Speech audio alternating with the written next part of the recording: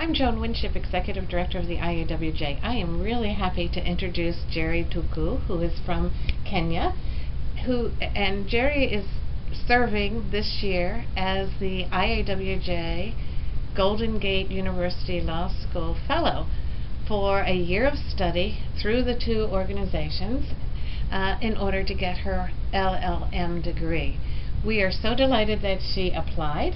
She's a resident magistrate in Kenya, and we just want to hear a little bit about her year. She is visiting our offices in Washington midway through her year at Golden Gate. Thank you for coming, Njeri. Thank you, Joan. Please tell us a little bit about why you applied and what you're doing. I applied because the program met two needs. One, I wanted to study and get a master's in law, and two, it offered a fellowship, which meant there were no costs for me to incur. And so I was very excited and applied, and this year I was chosen as the fellow. I've been here about 4 months here in the US, studying at Golden Gate. I'm taking a master's in international legal studies, and I'm enjoying the program very much. It's broadened my mind. It's shown me that there are ways to achieve justice using the various international instruments. It showed me there are many things to learn from different jurisdictions about law. It's introduced me to the American legal system and the American culture. I've been able to share my experiences being a magistrate in Kenya with the students in my class. The students are from different countries, from different backgrounds, because law in the US is a postgraduate study. And I'm really thrilled. I'm looking forward to the next semester, which starts from January and ends in May, and then returning home to do my best within the Kenyan judiciary. How have you found already that this is making a difference, even with your work at home? I've been able to know, for example, how to apply the Convention on the Rights of the Child, the impact that CEDAW has on Kenyan law, the importance of the Kenyan Constitution in terms of applying legal instruments, international legal instruments in Kenya. Can you give us an example?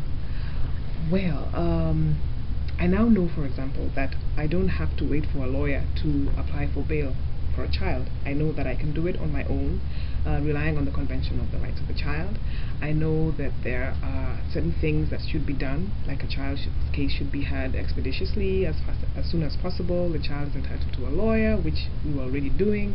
But just knowing that I can release the child on bail or use diversion as a process, it's been liberating.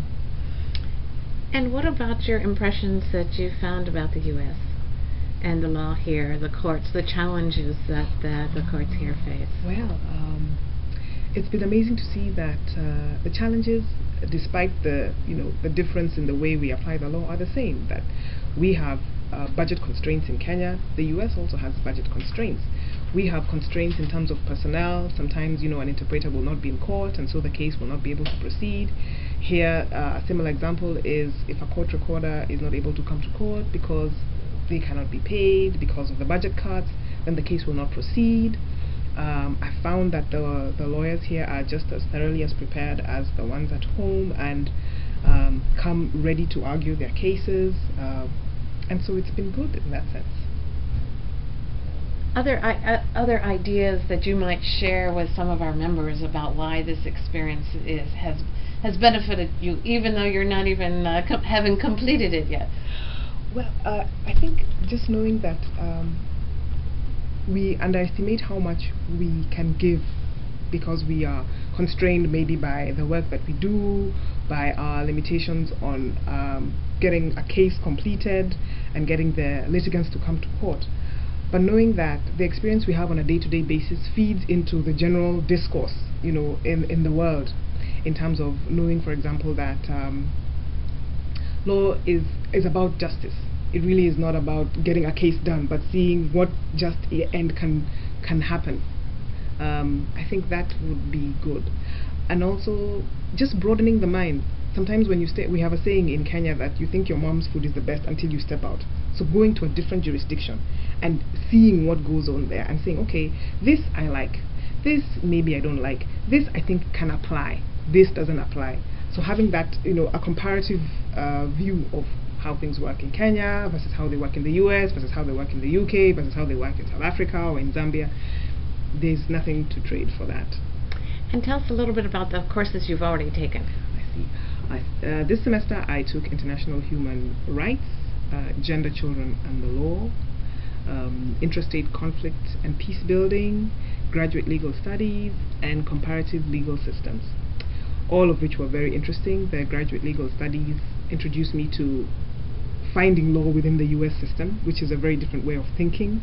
I now know about state courts and federal courts, which is different in terms of how law works in Kenya. I now understand the tools that are available for a country that has gone through conflict. I understand the change that has taken place from the international military tribunals all the way now to the hybrid tribunals, which is like the special court in Sierra Leone, and I understand the process of that. I understand international human rights in a more deeper way than I did before. I think for me the most liberating, the most eye-opening aspect of that course was covering the International Criminal Court in relation to what's going on in Kenya and the trials before that court, and understanding, from an objective point of view, without the discourse that goes on within Kenya, the role of the prosecutor and why the case is important to Kenya and generally to the court itself. The other course I did was Comparative Legal Studies. I had to look at French codes and German codes and Swiss codes and learn about Chinese law and how Chinese law is applied and relate that to Kenya. One of my professors said it's not possible to read some piece of material without applying it to your own situation. And so it was interesting to see how the Chinese operate. And the other course I did was Intrastate Conflict. The children? The Gender, Children and the Law.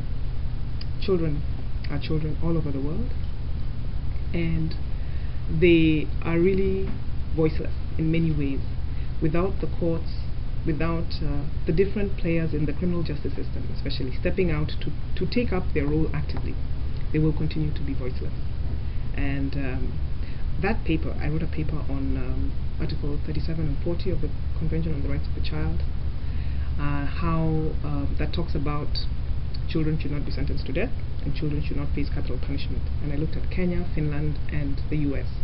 The most interesting aspect of that paper for me was looking at Finland and how the welfare system plays out into how children are treated. So because Finland doesn't have capital punishment for adults, children don't go through capital punishment, and they have ways of encouraging the child to be a better citizen.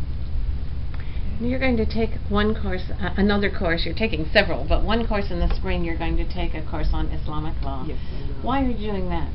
I'm doing that because I think it's important. I come from a country, Kenya has different types of different religions, or different types of religions, and I find the discourse at home is very polarized. I would like to be able to understand Islamic law from an objective point of view, so that if ever I'm posted into an area where there are many Muslims, then I have an understanding of how they apply their law, because from the little knowledge that I have, Islam is a way of life.